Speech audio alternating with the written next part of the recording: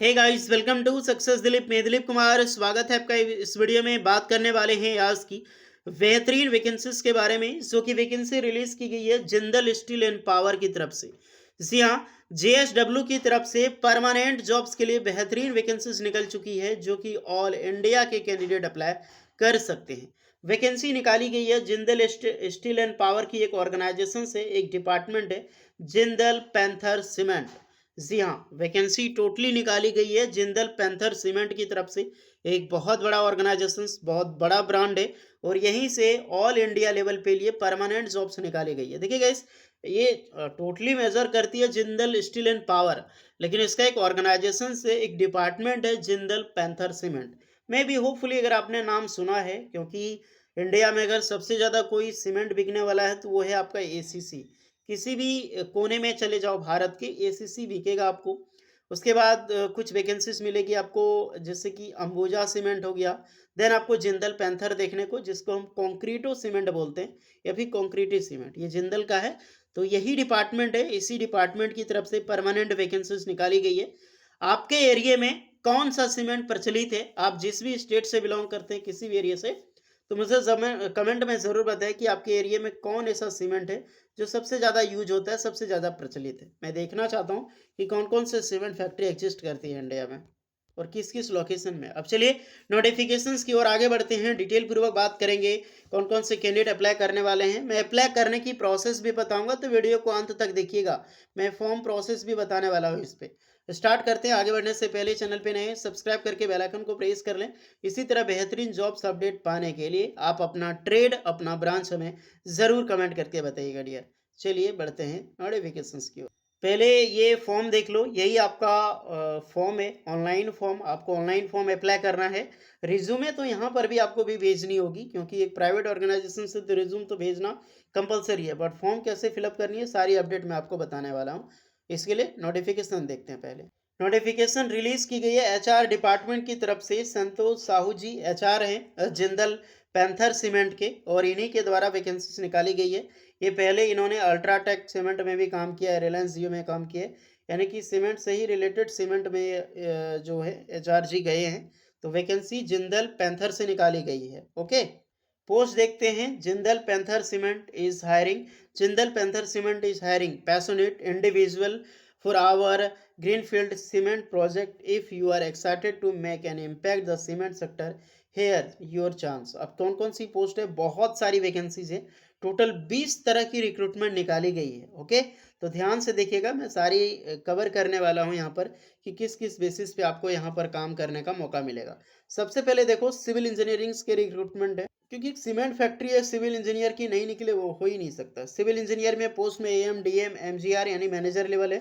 Railway seeding work में, जो आपको रेलवे साइडिंग वर्क में वैकेंसीज सिविल इंजीनियर की, यहाँ पर आपका हॉपर बिल्डिंग में या फिर फीडिंग सेक्शंस। नेक्स्ट है एचओडी मैकेनिकल, मैकेनिकल इंजीनियरिंग के लिए एचओडी डिपार्टमेंट में वैकेंसीज निकाली गई है।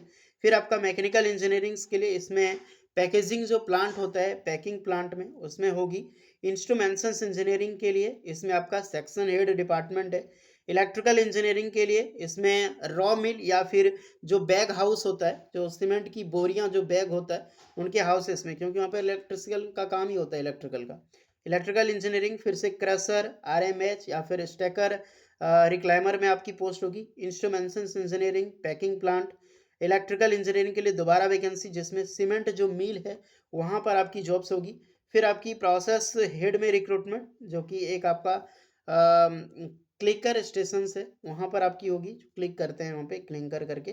क्यूसी हेड डिपार्टमेंट एजीएम में पोस्ट होगी। क्यूसी लैब, ये केमिस्ट वालों के लिए। फिर आपकी प्रोसेस इंजीनियरिंग, प्रोसेस इंजीनियरिंग में refractory, raw material, raw mill and coal mill. Coal mill में मतलब ये नहीं कि कोयला निकाली जाएगा, ये कोल मिल है, उसके बाद सीमेंट निकाला जाता है। क्लीन हो गया, सीमेंट मिल हो गया। दूसरा आपका फाइनेंस अकाउंटेंट में, जो कि प्रोजेक्ट में रिक्रूटमेंट होगी। फाइनेंस एंड अकाउंट में आपकी प्रोजेक्ट, फिर से दोनों की रिक्रूटमेंट निकाली गई है। अब आपने पोस्ट तो देख ली भैया, लेकिन इसमें अप्लाई कौन कर सकता है ये भी जानना ज़रूरी है। तो ये देख लो, जो सिविल इंजीनियरिंग, मोस्टली जो सिविल की पोस्ट है, तो जिसमें डिप्लोमा कर रखी हो सिविल इंजीनियरिंग या फिर बी टेक सिविल में, आप बेशक अप्लाई कर सकते हैं, बट एक्सपीरियंस रिक्वायर्ड ही होगा। नॉर्मली 1 से 2 साल का एक्सपीरियंस आप लेकर ही जाओगे, क्योंकि फ्रेशर अप्लाई मत कीजिए। जिंदल पैंथर में फ्रेशर वैसे भी नहीं लिया जाता है।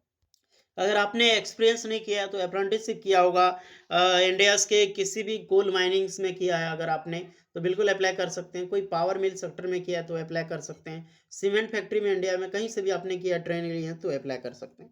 अब हो गया एचओडी डिपार्टमेंट, ये मैकेनिकल, तो BTech mechanical engineering, mechanical engineer की पोस्ट है तो इसमें डिप्लोमा बीटेक मैकेनिकल दोनों अप्लाई कर सकता है। इंस्ट्रूमेंट्स में आपकी जो है इलेक्ट्रिकल इंस्ट्रूमेंटेशन टेलीकम्युनिकेशन, इसमें दोनों अप्लाई कर सकते हैं, BE BTech diploma. Electrical engineer, इसमें भी डिप्लोमा बीटेक दोनों। अगर आपने आईटीआई करके डिप्लोमा किया, लेटरल एंट्री से, तो ये सब पोस्ट में आप आसानी से फॉर्म अप्लाई कर सकते हैं। ओके। फिर आपकी प्रोसेस इंजीनियरिंग, प्रोसेस इंजीनियरिंग में आपका मैकेनिकल इंजीनियरिंग या फिर प्रोडक्शन इंजीनियरिंग के कैंडिडेट अप्लाई कर सकते हैं। और बाकी बात, इसमें totally vacancy electrical, mechanical, civil और इंस्ट्रूमेंटेशन इंजीनियरिंग के लिए ही वैकेंसीज है। बाकी बात, जैसे फाइनेंस अकाउंट की पोस्ट है, इसमें सीएमए कर रखी हो, बीकॉम एमकॉम आपने कर लिया है, एक्सपीरियंस है आपका, तो ही आप अप्लाई करें इस सब पोस्ट में। अब फॉर्म की और आगे बढ़ते हैं। ये फॉर्म आप 18 साल से लेकर 35 साल के कैंडिडेट वाले कैंडिडेट अप्लाई कर सकते हैं। एज में कोई रिलैक्सेशन नहीं मिलेगी। सैलरी बहुत अच्छी खासी मिलेगी। एज अ मिनिमम आप 1 ईयर 2 ईयर एक्सपीरियंस लेके जाओगे तो 40 से 45 हज़ार पर मंथ आपको सैलरी मिलेगी। सीमेंट फैक्ट्री और कोल माइनिंग फैक्ट्री में प्रोसेस के अनुसार, आपकी पोस्ट के अनुसार सैलरी, अमेजिंग सैलरी मिलती है। ओके, तो सैलरी की टेंशन आप ना लें क्योंकि जिंदल स्टील है। फॉर्म कैसे भरनी है, अब इस पे हम डिस्कस करते हैं। इसका लिंक आपको डिस्क्रिप्शन में मिल जाएगी, ये फॉर्म लिंक का, तो उसके लिए कोई आपको डाउट नहीं होनी चाहिए। एप्लीकेशन फॉर दी जॉब्स, आपको क्या है, अपडेटेड योर रिज्यूम, जो आपको अपलोड योर रिज्यूम, जो आपको अपडेटेड सीवी होगा, अपडेटेड रिज्यूमे होगा, उसको आपको यहाँ पे अपलोड करनी है। और मैक्सिमम 10 MB के कमी साइज में, तो बहुत ज़्यादा है। आप आराम से अपनी सीवी को अपडेट करें और यहाँ पर ज़रूर पोस्ट करें, उसके बाद ही अपलोड करें। अपडेट होना बहुत ज़रूरी है। अपना नाम आपको फिलअप करें, नाम में पूरा नाम, जैसे दिलीप कुमार पंडित मेरा नाम है तो मैं यही मेंशन करूँगा। उसके बाद अपना मोबाइल नंबर दें, अपना ईमेल आईडी दें। देन आपको मिलेगी विच पोजीशंस आर यू इंटीग्रेटेड, यानी कौन से पोस्ट में आप अप्लाई करना चाहते हैं। जितने भी सारी पोस्ट आपने अभी देखी, जो मैंने अभी बताया आपको पोस्ट की किस किस पोस्ट में वैकेंसी निकाली गई है, वो सारे पोस्ट में आप यहाँ पर फॉर्म अप्लाई कर सकते हैं। एक पोस्ट को आपको यहाँ पे सेलेक्ट करना होगा, उसके अनुसार आपको हाईएस्ट क्वालिफिकेशंस भी देनी होगी। जैसे जो भी आपका बीटेक है, डिप्लोमा है, या फिर ITI plus diploma lateral entry से एमटेक किए हुए हैं तो भी अप्लाई कर सकते हैं। एज आपकी जो भी है रियल एज देनी है। टोटल एक्सपीरियंस, अगर आपका फ्रेशर तो अप्लाई नहीं कर सकता, मतलब अप्लाई तो सब कर सकता है बट सिलेक्शन नहीं होगा ना फ्रेशर वालों का। तो 1 ईयर एक्सपीरियंस या फिर 1 ईयर अगर आपने अप्रेंटिसशिप किया है तो भी एक्सपीरियंस ही लिखें यहाँ पे। Okay. Are you currently working, yes no आपके हिसाब से यहाँ पर दें।